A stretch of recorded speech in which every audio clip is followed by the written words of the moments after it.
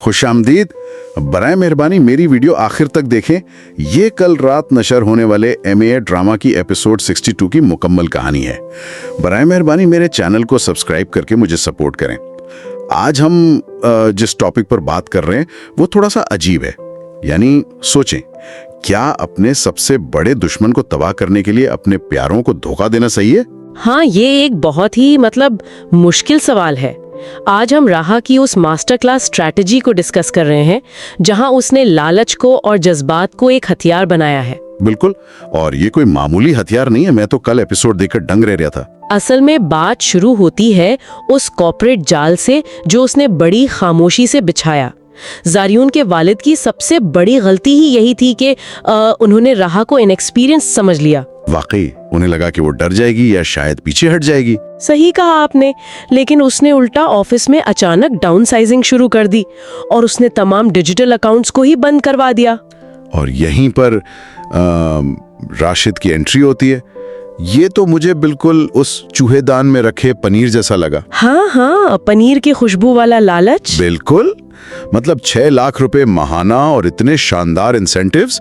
राशिद तो बस बेचारा नए सिम कार्ड और नई पोजीशन के ख्वाब देख रहा था। लेकिन उसे क्या पता था कि आगे क्या होने वाला है। वही ना, वहां अचानक इंटेरोगेशन शुरू हो गई। मुझे थोड़ा ये समझाएं कि ये लालच और वो आरएनबी फंड्स का मसला अचानक से आपस में कैसे जुड़ गए। देखें, इस बिजनेस ट्रैप की खूबसूरती ही यही है।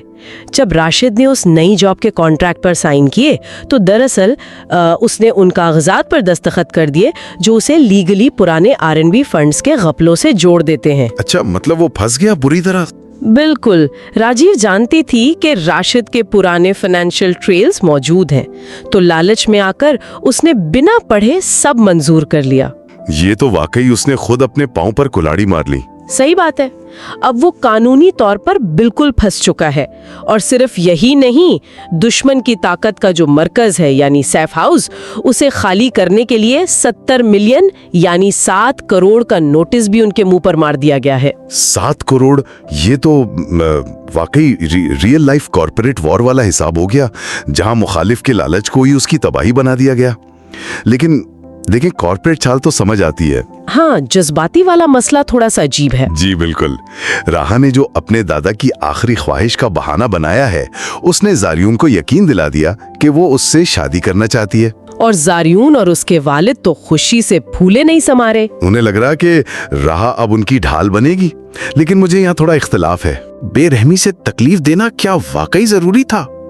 आम इंसान की नज़र से देखें तो ये बहुत सख्त फैसला लगता है, लेकिन अगर हम इंतकाम की साइकोलॉजी को समझें तो बाज़ औक़ात जज्बात को साइड पर रखना पड़ता है।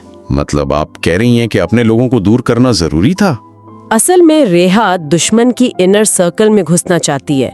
अगर उसके अपने उसके साथ होते तो उनका जज्बाती लगाव उसकी कमज़ोरी बन जाता, जिसे दुश्मन आराम से एक्सप्लॉइट कर लेता।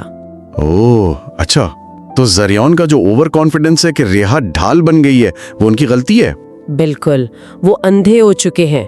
इस शादी के धोखे को अपनी जीत समझ रहे हैं और यही खुशफहमी उनकी आखिरी बर्बादी साबित होगी चुकी है। और दूसरी तरफ एक वालिदा अपनी पसंद की लड़की के इनकार पर जान देने की धमकी दे रही हैं। रिश्ते तो वाकई हर तरफ एक आजमाइश से गुजर रहे हैं। एक अजीब सी कशमकश है।